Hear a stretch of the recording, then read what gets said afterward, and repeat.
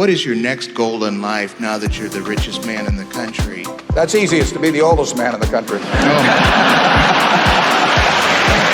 We have a big advantage in that, as contrasted to virtually almost every other company, we now and in the future are willing, eager to buy parts of wonderful businesses or all of them. I mean, most managements most investors are limited to buying parts of businesses, and most managers psychologically are geared to owning all of something that they can run themselves. It's like, I think Woody Allen said some years ago, it's the advantage of being bisexual is that it doubles your chances of a date on Saturday night. And we can go either direction in that respect.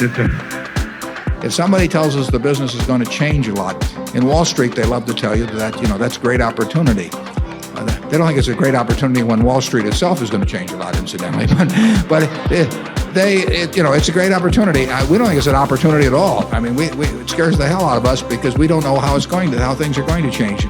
We are looking, when people are chewing gum, we have a pretty good idea how they chewed it 20 years ago and how they'll chew it 20 years from now. And we don't really see a lot of technology going into the art of the chew, But Ben Graham used the example of Mr. Market, which is we've used it. I've copied it in the report. I copy from all the good writers. And Ben said, just imagine that when you buy a stock that you've bought into a business where you have this obliging partner who comes around every day and offers you a price at which you'll either buy or sell. And the price is identical. And no one ever gets that in a private business where daily you get a buy-sell offer by a party. But in the stock market, you get it. That's a huge advantage. It's a bigger advantage if this partner of yours is a heavy drinking manic depressive. It takes the interests of parents, and frankly, it takes the interests of the well-to-do in the school system to keep a first-class school system. I've said that to some extent a good public school system is a lot like virginity. It can be preserved but not restored. We are looking for people that have a passion that extends beyond their paycheck every week or every month for their business. Beyond this passion, we're looking for intelligence, we're looking for energy, and we're looking for integrity. If they don't have the last, the first two will kill you, because if you hire somebody without integrity, you really want them to be dumb and lazy, don't you?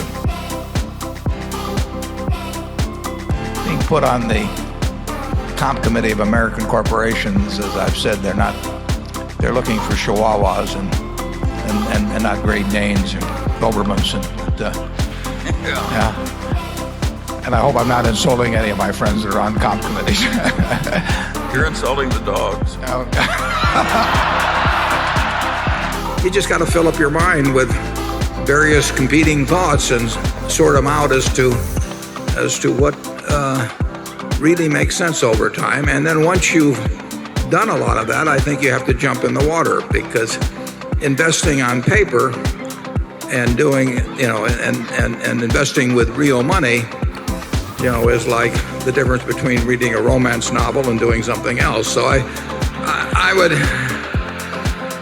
I always tell the kids that come visit me, I tell them, go to work for an organization you admire or an individual you admire. That means that many of them become self-employed, but it's been, a death trap for investors ever since Orville took off. I mean, as I've said, if there had been a capitalist at Kitty Hawk, he should have shot down Orville and done us all a favor.